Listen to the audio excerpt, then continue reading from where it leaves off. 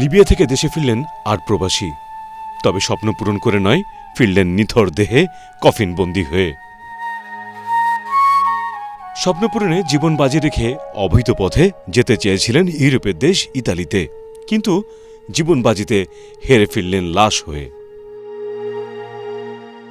বৃহস্পতিবার বেলা 12:30 স্বজনদের অপেক্ষা কফিনবন্দি মরাদেহের জন্য। শাহজালাল আন্তর্জাতিক বিমানবন্দরের কার্গো কমপ্লেক্সে কফিন পৌঁছানো মাত্রই স্বজনদের আহাজারিতে ভারী হয়ে ওঠে সেখানকার পরিবেশ। স্বজন হারানোর বেদনায় বারবার মূর্ছা যান কেউ কেউ। লিবিয়া থেকে ইটালির উদ্দেশ্যে একটা গেম ছাড়ে, তো ওই গেমে ওদের 28 জনের একটা ভোটে ওদের 52 জন লোক দেওয়া হয় ওভারলোডের কারণে। তো উপরে জায়গা হয় না, এই কারণে নিচে খোলে মাছের মধ্যে ওদের ভরে দেওয়া হয়। তো বাদ বাকি যে লোকগুলো নিচে ছিল 8 জন, 9 জন বাঙালি ছিল, একজন পাকিস্তানি ছিল, তো এরা মারা গেছে। যারাই বেশি লোক নিছে তাদেরকে শাস্তি চাই, আর কি চাবো। এই 30 থেকে 35 জন লোক দেওয়ার কথা, সে 61 জন লোক উঠেছে কেন? বাইরের মতো কোনো কায়দা রাখে নাই, যার কারণে এই 12 জনই মারা গেছে। ফেব্রুয়ারি মাসের 14 তারিখে এই ঘটনা শুনছি যে বোটটা এরকম দুর্ঘটনা করছে। হ্যাঁ, 7 দিন আপনার লিবিয়া ছিল, তার আগে দুবাই ছিল। এখান থেকে ফ্লাইটে উঠে আপনার দুবাই গেছে, দুবাই থেকে লিবিয়া গেছে। তথ্য বলছে, গত 14 ফেব্রুয়ারি অভিবাসীদের একটি দল নৌকায় করে স্থানীয় সময় রাত 11:30টায় লিবিয়ার জোয়ারা উপকূল থেকে ইউরোপের উদ্দেশ্যে একটি যাত্রা শুরু করেন। যাত্রাপথে নৌকাটি তিউনিসীয় উপকূলে গেলে রাত 4:30টার দিকে নৌকাডুবির ঘটনা ঘটে। নৌকাটিতে মোট 52 জন যাত্রী ছিলেন। দুর্ঘটনার পর তাদের মধ্যে 44 জনকে জীবিত অবস্থায় উদ্ধার করা হয়। এদের মধ্যে 27 জন বাংলাদেশি নাগরিক। নৌকাডুবির ঘটনায় 9 জন যাত্রী মারা গেছেন। তাদের মধ্যে 8 জন বাংলাদেশি, অপর ব্যক্তি পাকিস্তানের নাগরিক। নিহত বাংলাদেশিরা হলেন মামুন শেখ, সজল বৈরাগী, নয়ন বিশ্বাস, রিফাত শেখ, সজীব কাজী, ইমরুল কায়েস আপন, মোহাম্মদ কাউসার ও রাসেল শেখ। তারা 5 জন মাদারীপুরের ও 3 জন গোপালগঞ্জের।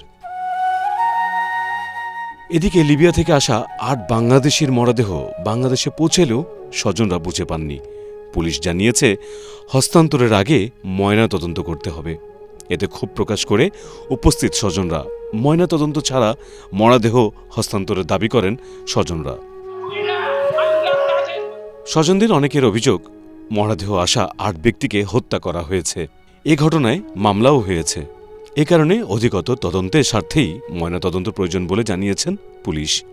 পাঠানো হয়েছে ঢাকা মেডিকেল কলেজ হাসপাতালে। ওই 8 জন যখন অবস্থা খুবই খারাপ, সংকটপূর্ণ, তখন ওরা উপরে ওঠার চেষ্টা করছে, কিন্তু ওই উপরে আপনার যে উপরে যারা ছিল ওখান থেকে 3-4 জন তাদের উঠতে দেয়নি, লাঠি মারে তাদের নিচে নামায় দিছে। আর যে আপনার এই গেটটা ছিল উপরে ওঠার, ওই মুখটা আপনার আটকায় দিছে যাতে ওরা উঠতে না পারে। এজন্য আমরা মনে করতেছি এরা ইচ্ছাকৃত ভাবে কাজটা করছে। মানে ওদের চিন্তা, আমরা ইটালি যাবো, ওদের যা হয় হয়ে যাক, ওরা মারা যাক আর বাঁচুক, এটা দেখার বিষয় না। এই তথ্য যারা ফেরত আসছে তাদের থেকে আমরা মৌখিকভাবে শুনছি। প্রবাসী কল্যাণ ডেস্ক বলেছেন, যেহেতু তারা অবৈধভাবে বিএমইটি ছাড়পত্র ছাড়াই ইতালিতে যাবার চেষ্টা করেছে, এই কারণে সরকারের কাছেও তাদের কোনো তথ্য নেই। তবে প্রাথমিকভাবে প্রত্যেক পরিবারকে দেয়া হয়েছে 35,000 টাকা আর্থিক ক্ষতিপূরণ। আজকে 8 জনের মরদেহ লিবিয়া থেকে আসছে জেদ্দা হয়ে। এই 8 জন ভ্রমণ ভিসায় বিদেশ গিয়ে থাকতে পারে বলে আমাদের ধারণা। এই ভ্রমণ ভিসায় গেলে আমাদের কাছে আসলে কোনো তথ্য থাকে না। এই যাত্রীগুলোকে আমরা 35,000 টাকা চেক আজকে প্রদান করব। আর বাকি যে 3 লাখ টাকা, এটার ব্যাপারে হয়তো স্যার আমাদের পরবর্তীতে নির্দেশনা দিবেন।